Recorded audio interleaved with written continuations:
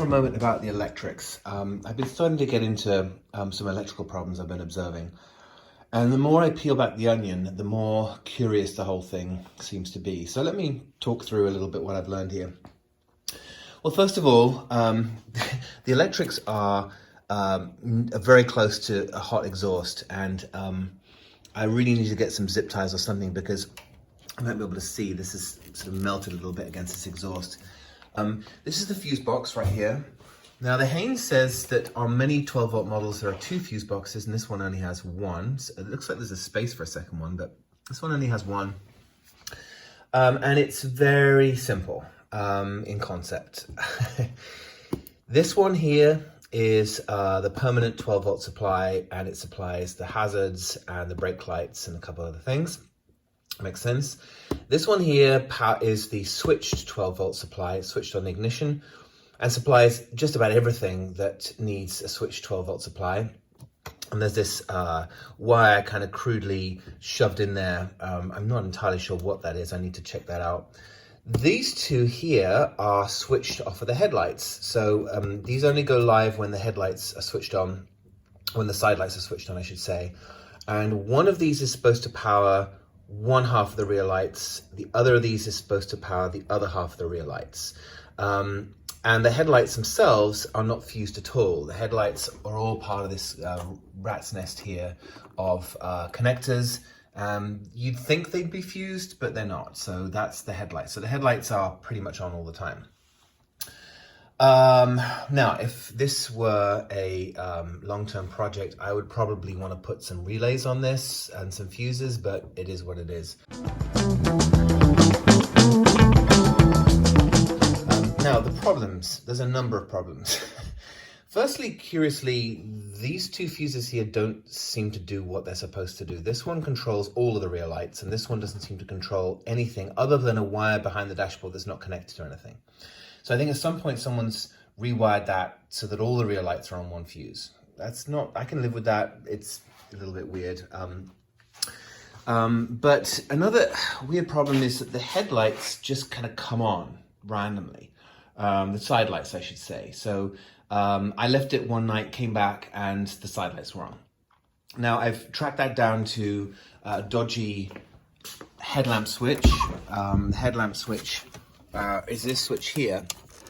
Now, the previous owners, apparently, the owners before the previous owners, parked it up for so many years because they smelled burning coming from a switch. And I think it was this, because this is not working properly at all. I'm not even convinced this is wired correctly, so I'm going to need to spend some time just making sure that this is actually wired in the way that it's supposed to be. So that's going to be replaced. This was the switch that Austin replaced. It's terrible. It's just so cheaply made. And if you hold it the wrong way up, it doesn't even make a good circuit on one side. So that's kind of crappy.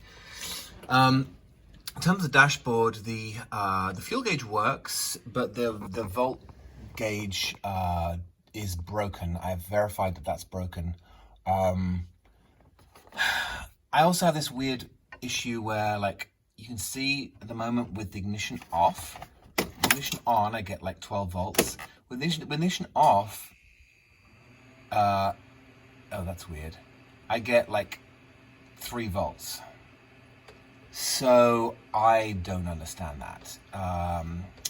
That's a little odd.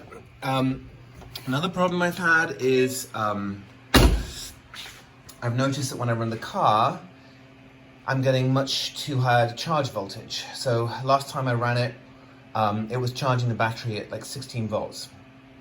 And that's a new problem because when I first got it, it was definitely closer to 14 volts than what I would expect, but it's now 16. And that's most likely the fault of the voltage regulator, which is here, except when I got a brand new voltage regulator, which is a solid state one right here, plug that in, and it's still like 15.5 volts between at idle, which is still obviously wrong. So I'm thinking, well, maybe it's the alternator. Maybe there's something wrong with that. So I pulled out the brushes. The brushes, one of them was a little stuck. Put them back in, they looked okay. But yeah, there are numerous weird little gremlins going on here that I need to fix and solve. I spent some time with the electrics today, and I've figured some things out. At least I figured out a couple of problems. First thing I did was to catalog what all these wires are and what they do, and to make sure they're all connected up correctly. Now, I noticed that when I moved some of these, I would get flickering lights, and they are a little bit corroded. So I'm going to clean these up and make sure they make a tight connection.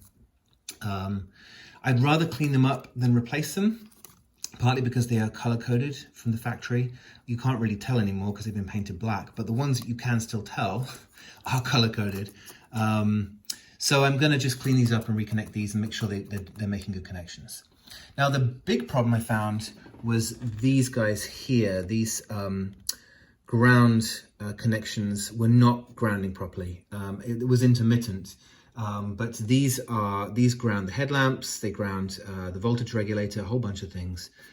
So those having a good ground is essential.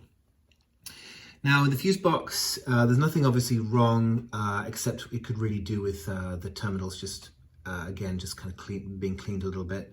Now, earlier I mentioned that I suspected that the side lights have been consolidated onto one circuit.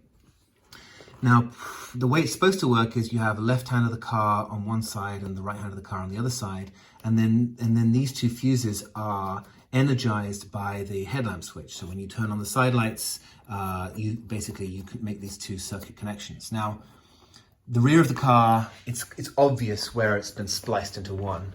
In fact, the light's not very good, but that's the wire that they cut off for the top fuse. And the same has been done with the front. The two side lights have been consolidated into the one circuit. So basically, the net effect is that this fuse doesn't do anything. And all of the side lights are on this one fuse here.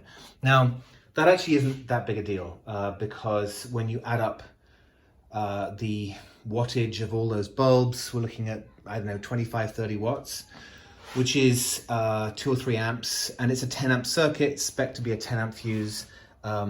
It could be worse. I'm not going to worry too much about that. I'm just going to put it back the way it is, but at least I know that that's how it is. The connections down here, a similar story. I mean, these are these kind of these connections for the headlamps. Again, I was getting like this full beam was kind of cutting in and out, so I wouldn't be surprised if there was a dodgy connection down here. So again, I'm going to just clean these out, make sure they're tight, put them back in, and once I've done all of that, I'm hoping that my voltage will be charging at the right level and everything will just work. I've got this new headlamp switch, so it should all do the right things. Fingers crossed, once I put this back together, it's going to be good. Well, I feel good about where the car's at electrically now. Everything that I would expect to work works, and everything that I know doesn't work still doesn't work, but that's okay. I've got the bulb is out in the dashboard. I'm gonna have to take this dashboard apart again. The speedo cable that came with the car is not the right one for the car, so I couldn't fit that. The bulb has gone in the instrument binnacle. There's a couple things, I really like to fit a light that flashes when you have the signals on, because you can't hear them and it's really difficult to know when you've got them on or not because they don't cancel. So that would be good. There is a light down here. If I put the hazards on, there's a light down there that flashes, which is convenient. Anyway, so the hazards work. You can see them flashing. The wipers work, although there's no wipers connected right now. The lights work. So there we go. Horn works. The brake lights work. If we look backwards, there's the brake lights. I think that's on both sides. On both sides? I'll double check that. Looks like it might just be one side. And the car runs. In fact, it charges now at 14.4 volts, which is exactly where I want it to be. So I've solved the overcharging problem. It seems like the new voltage regulator that I put in is doing its job, which is great. I've marked up the fuse box just to show what things do, and so I remember in the future.